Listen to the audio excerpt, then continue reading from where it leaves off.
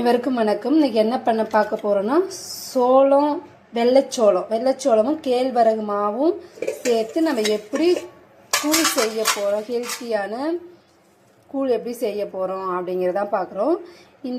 இதை வந்து சோளம் வந்து ஒரு 3 hours ஊறட்டும். நல்லா 2 time வாஷ் பண்ணி நல்ல தண்ணி ஊற்றி நல்லா ஊற வச்சுடுவோம். இந்த கேழ்வரகு மாவை நல்லா மிக்ஸ் பண்ணி வச்சுடுவோம். தண்ணி 1 டம்ளர் ஊற்றி மிக்ஸ் பண்ணி வச்சுடுவோம். இது ஓவர் நைட் அப்படியே ஊறட்டும். நாளைக்கு மார்னிங் வந்து சோளம் பார்த்தீங்கன்னா நல்லா ஊறிச்சு. இது நல்லா கொஞ்சம் குறை அரைச்சி எடுத்துவோம்.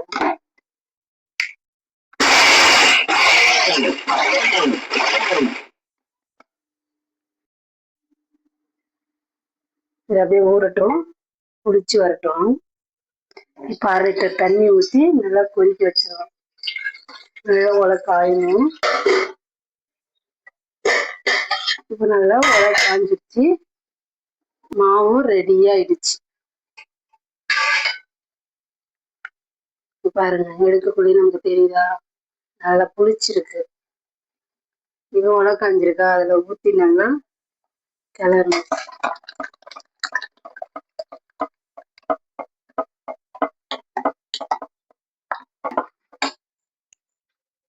இருக்குல்ல, கொஞ்சம் தண்ணி ஊற்றி அலசி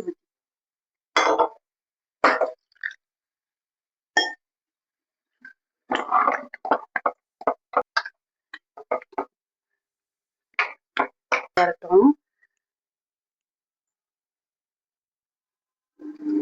எப்படி இருக்குன்னு பாருங்க.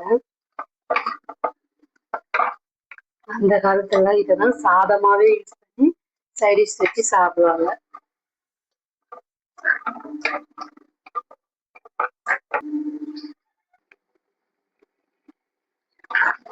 பாருங்க, நல்லா ரெடி ஆயிடுச்சு.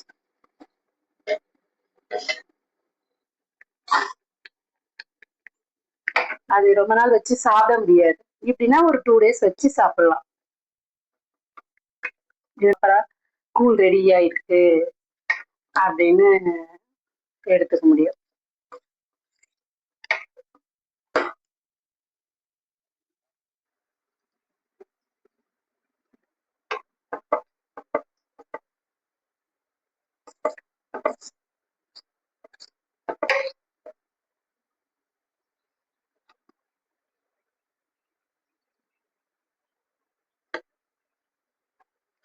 இப்போ கூழ் ரெடி, தண்ணி நினைச்சிட்டு வச்சோம்னா கூழ் கையில ஒட்டக்கூடாது.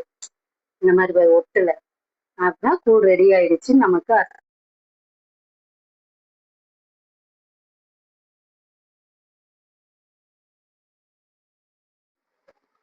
இப்போ நம்ம 1 hour கழிச்சு பாக்குறோம். நம்ம செஞ்ச கூழ் இந்த கன்சிஸ்டன்சில இருக்கு. இப்ப இது என்ன பண்ணா வேற பாத்திரத்துல சிப் பண்ணி எவ்வளவு தேவையோ அவ்வளவு,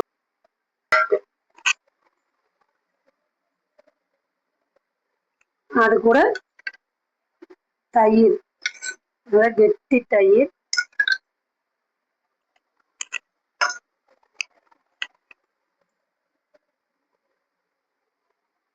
கொஞ்சம் சால்ட்,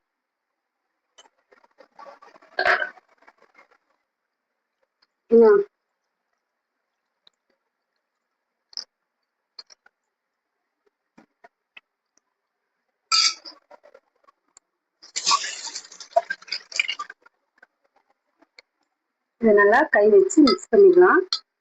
தேவையான அளவு தண்ணி போட்டுக்கலாம். சோள மாவு கூழ் இதுதான். இப்போ கூழ் ரெடி. இந்த கூழுக்கும் இந்த பச்சை மிளகாவுக்கும் அவ்வளோ டேஸ்டா இருக்குங்க. நீங்க செஞ்சு பாருங்க. செஞ்சு பார்த்து கமெண்ட் பண்ணுங்க. வீடியோ பிடிச்சதுன்னா மறக்காம சப்ஸ்கிரைப் பண்ணுங்க, லைக் பண்ணுங்க, ஷேர் பண்ணுங்க.